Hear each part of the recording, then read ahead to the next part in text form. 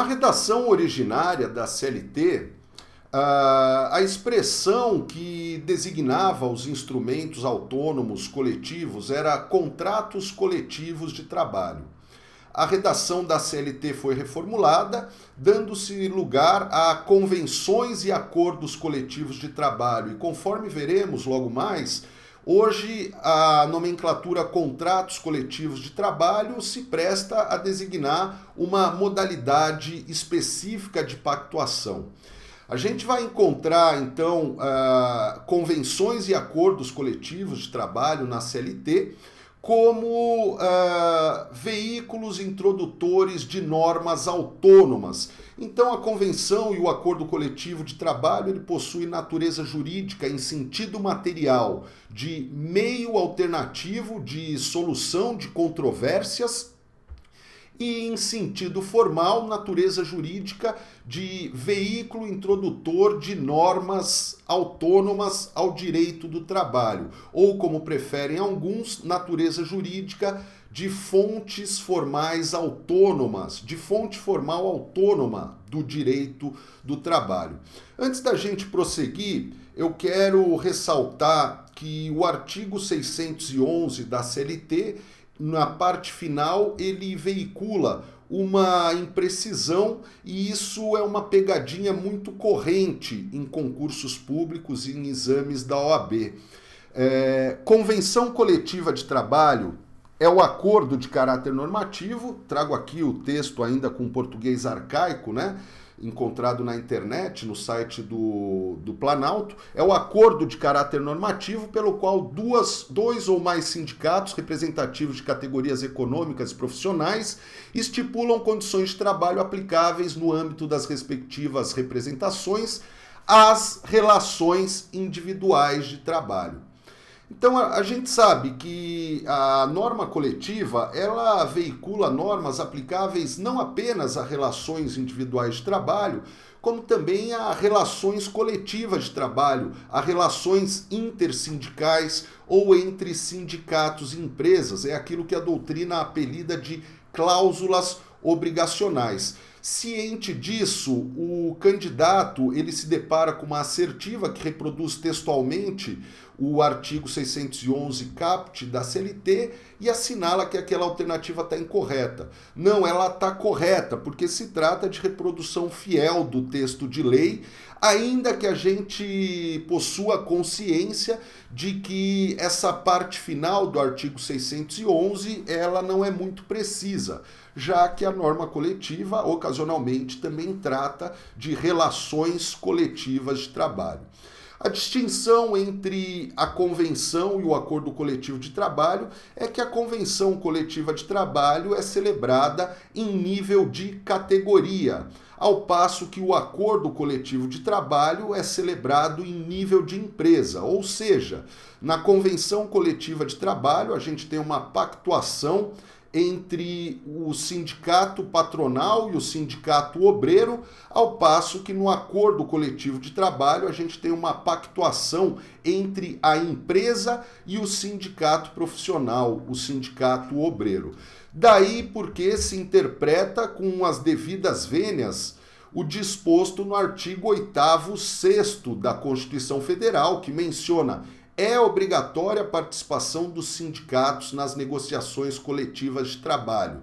Isso deve ser entendido em termos. É claro que se você se deparar com esse texto na prova, numa prova objetiva, você vai assinalar como correto porque retrata a expressão do inciso 6º do artigo 8º da Constituição Federal. Mas o que se entende é que é obrigatória apenas a participação do sindicato obreiro, do sindicato profissional, do sindicato dos trabalhadores na negociação coletiva. Haja vista que a própria Constituição reconhece a existência do acordo coletivo de trabalho, e o acordo coletivo de trabalho é um pacto firmado entre sindicato profissional e empresa. A empresa, ela é uma ficção jurídica que já é entendida como um ser coletivo. Portanto, a gente tem essas ressalvas e mais para frente a gente vai falar de uma outra problemática, que são os avanços do legislador no sentido de permitir negociação direta entre empresa e trabalhadores e comissão de trabalhadores em situações nas quais o sindicato profissional não encampa a pauta de negociação. Essa é uma polêmica que a gente vai tratar mais para frente, não agora nesse nosso bloco meramente introdutório. Vamos aqui analisar algumas figuras afins às convenções e acordos coletivos de trabalho, como o contrato coletivo de trabalho, o contrato de tarifa, o pacto social e as convenções coletivas de consumo. Vamos lá. Contrato de tarifa é a expressão empregada pelo direito alemão para se referir àquilo que a gente designa como convenção ou acordo coletivo de trabalho. E essa é uma expressão que deve ser evitada porque ela é muito reducionista. Tarifa é uma expressão associada a cláusulas de recomposição, de reajustes salariais, e isso, portanto, reduz demasiadamente o alcance, o objeto da pactuação coletiva. A gente sabe que não apenas normas referentes a reajustes salariais são suscetíveis de negociação coletiva, mas diversas outras condições, como condições afetas a metas de produtividade, a aceitação de atestados médicos, cláusulas sobre garantia de emprego, cláusulas laboroambientais, versando sobre segurança e saúde no trabalho. Então, embora contrato de tarifa, a rigor, tenha o mesmo significado de convenção ou acordo coletivo, evita-se essa expressão porque ela restringe bastante a noção do objeto da pactuação coletiva. Agora falemos sobre contrato coletivo de trabalho. Existem 3 teorias que procuram explicar o significado da expressão contrato coletivo de trabalho. Em primeiro, existe a teoria limitativa, segundo a qual o contrato coletivo de trabalho é sinônimo de acordo e convenção coletiva de trabalho. Como a gente viu na origem, a CLT veiculava a expressão contrato coletivo de trabalho para se referir àquilo que hoje nela consta como convenção e acordo coletivo de trabalho. Essa teoria limitativa ela é praticamente desprezada, descartada, haja vista que em alguns diplomas legais, como a lei dos portos, ou então a antiga lei do Plano Real, a gente constatava a posição da expressão contrato coletivo de trabalho ao lado das expressões convenção e acordo coletivo do trabalho. Transmitia a ideia, portanto, de que se trataria de uma outra espécie de instrumento coletivo. A teoria ampliativa, defendida por Otávio Bueno Magano, é a teoria prevalente, segundo a qual o contrato coletivo de trabalho se consubstancia em um novo nível de negociação coletiva, um novo nível de legitimação para a negociação coletiva. Enquanto o acordo coletivo de trabalho é um pacto em nível de empresas e a convenção coletiva de trabalho é um pacto em nível de categoria, o contrato coletivo de trabalho seria um pacto em nível intercategorias, em nível supracategórico, em nível mais geral, reunindo diversos sindicatos, ou então reunindo federações, confederações.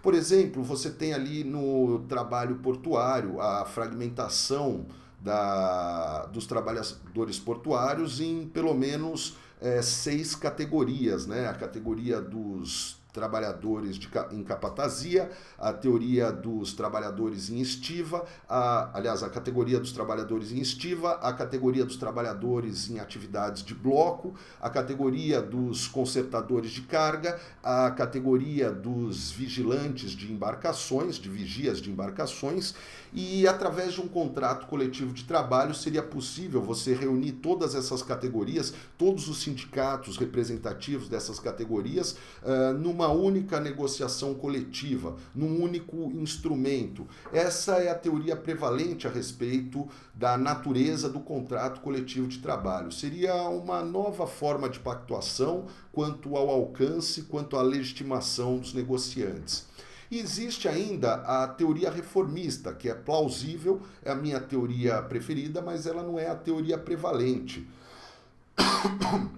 De acordo com a teoria reformista, o contrato coletivo seria um pacto de âmbito nacional para a rediscussão e reconstrução do modelo brasileiro de direito do trabalho. Seria, portanto, uma ferramenta potente de âmbito natural para se reformar o nosso direito do trabalho. Essa teoria, desculpem, ela é defendida por alguns sindicatos, ela é bastante plausível, mas falta uma normatização a esse respeito, conferindo legitimidade para uma negociação coletiva tão abrupta, reformista. Então, prevalece a teoria ampliativa. A gente vai encontrar a expressão contrato coletivo do trabalho em 2 diplomas. Encontraremos contrato coletivo de trabalho no parágrafo 1º, hoje revogado, do artigo 1º da Lei 8.542 de 92, a respeito de política nacional de salários. As cláusulas de acordos, convenções ou contratos coletivos de trabalho integram os contratos individuais de trabalho e somente poderão ser reduzidas ou suprimidas por posterior acordo, convenção ou contrato coletivo de trabalho. Em outros blocos falaremos sobre vigência da norma coletiva e esse parágrafo 1º introduziu a teoria da aderência da norma coletiva aos contratos individuais de trabalho limitada por revogação, ou seja, vigência da norma coletiva até que sobrevenha nova norma coletiva revogando aquela norma primeira. É um tema que a gente vai falar mais adiante. Veio o Supremo Tribunal Federal, veio a reforma trabalhista e cravaram que não, que a norma coletiva ela possui vigência apenas pelo período máximo, pelo período do respectivo instrumento, que não pode ser superior a 2 anos, de acordo com a CLT. E encontraremos ainda com contrato coletivo de trabalho na Lei 12.815 de 2013, atual Lei dos Portos. Contrato coletivo de trabalho já vinha mencionado na antiga Lei de Modernização dos Portos, a Lei 8.630 de 1993. A respeito do contrato coletivo de trabalho, o Ronaldo Lima dos Santos diz o seguinte: embora o contrato coletivo não tenha se firmado no ordenamento jurídico brasileiro, ele se encontra sedimentado em muitas experiências jurídicas de outros países, principalmente daqueles cujos ordenamentos consagram a pluralidade sindical e operam com o conceito de representatividade sindical em vez da singela noção de representação.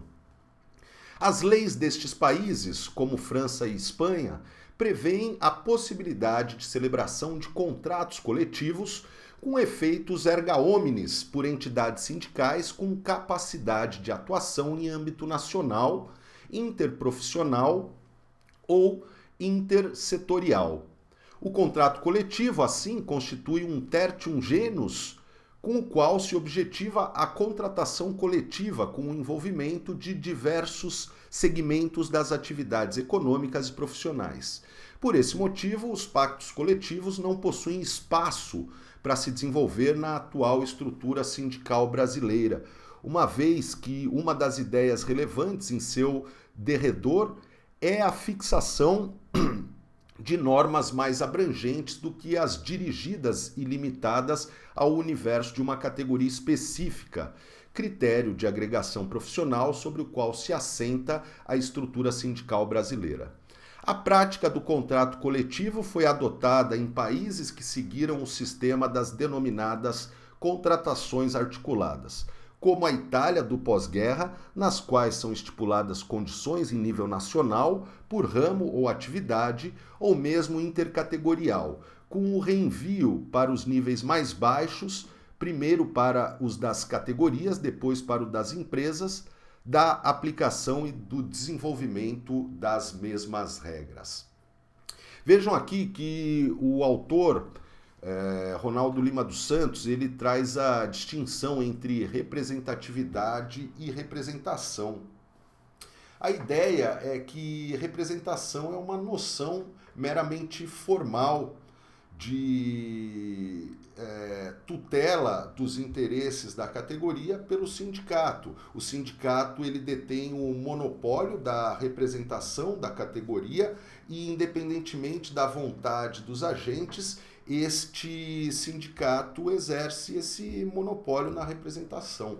Representatividade é uma ideia mais substancial, é a noção de sindicalismo em que os agentes desenvolvem meios que vão despertar a lealdade da categoria, que vão insuflar, fomentar o desenvolvimento, o fortalecimento de um sentimento de classe, e aí sim a gente tem um modelo ideal de sindicalismo, né? Em que, de forma espontânea, trabalhadores buscam a filiação sindical. Mais tarde a gente vai falar, na verdade isso pertence aos domínios do direito coletivo de trabalho, quando a gente vai falar de critérios de aferição de representatividade sindical para fins de investidura sindical, para fins de reconhecimento pelo Ministério do Trabalho e deferimento do registro sindical. Encontraremos na literatura de direito coletivo do trabalho a expressão pacto social. Durante a primeira metade do século XX, era comum a presença nos ordenamentos jurídicos da América Latina um princípio de direito do trabalho chamado de princípio do rendimento. Segundo o princípio do rendimento, a prestação do trabalho e a produção, sob o ponto de vista patronal, a prestação do trabalho sob o ponto de vista obreiro, estariam a bem de interesses superiores ao singular interesse das partes da relação jurídico-trabalhista. Estariam a bem dos interesses superiores da produção nacional. A gente vai encontrar na Constituição de 37 expressões como a greve e o lockout são recursos nocivos aos interesses superiores da produção nacional. Na CLT, a gente vai encontrar no artigo 8º expressões como sempre de maneira que os interesses das partes não prevaleçam sobre o interesse da coletividade, sobre o interesse social. Essa é a ideia de princípio do rendimento. Com a democratização dos ordenamentos da América Latina, esse princípio do rendimento foi perdendo prestígio. Hoje, o que subsiste é a faceta ética por trás deste princípio, que é o princípio da boa-fé. No entanto, retomando a ideia, a gente vai ter algumas situações, alguns cenários de crises estruturais em que o país eventualmente pode se situar à beira de uma derrocada, à beira de uma catástrofe econômica, em uma situação pré-falimentar, e aí vem a lume a ideia de pacto social, que seria uma negociação ampla, buscando a construção de um ambiente consensual entre todos os agentes econômicos, entre todos os agentes, que eu digo, governo, trabalhadores, empresários, empregadores, visando a um esforço e através de soluções consensuais. Então aqui a gente tem uma ideia bastante habermasiana do processo negocial, a busca por um consenso para que o Estado possa restabelecer seus fundamentos econômicos e voltar a crescer. É óbvio que isso pressupõe um ambiente de legitimação democrática e talvez por isso, e também uma cultura de hominílogo, né? De diálogo erga omnes e não de simples luta entre classes. E talvez por isso seja tão difícil a gente pensar em pacto social no nosso Brasilzão. O pacto social ele tem algumas distinções em relação ao contrato coletivo de trabalho. Por exemplo, ele é tripartite. Existe aqui a presença do Estado e não apenas a presença de representantes de empregadores e trabalhadores. O seu conteúdo seria um conteúdo amplo, relativo a qualquer matéria de política de governo, como questões tributárias, fiscais, previdenciais, trabalhistas, ao pacto que o contrato coletivo de trabalho está jungido a questões trabalhistas. Não há previsão legal de entes legitimados quanto ao pacto social, então a gente poderia aqui pensar em negociações em nível de centrais. Não há previsão de sanções em matéria de pactos sociais, então as normas por ele veiculadas terão a sua eficácia condicionada à aceitação dessa legitimidade, ao reconhecimento dessa representação democrática pelos sujeitos pactuantes, e o pacto social teria uma abrangência nacional.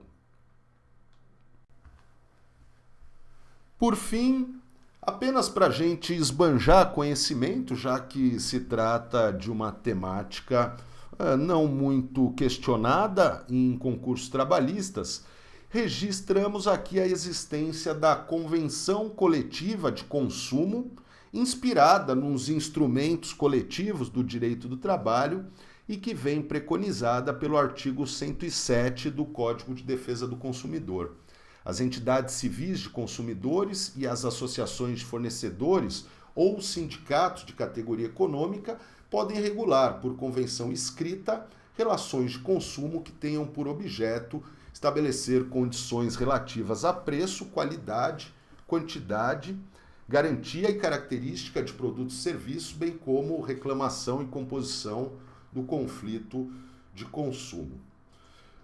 Caríssimos amigos, esse é o nosso módulo, nosso bloco introdutório sobre convenções e acordos coletivos de trabalho. Espero que tenham gostado. Até daqui a pouco com a nossa sequência aqui de videoaulas. Tchau!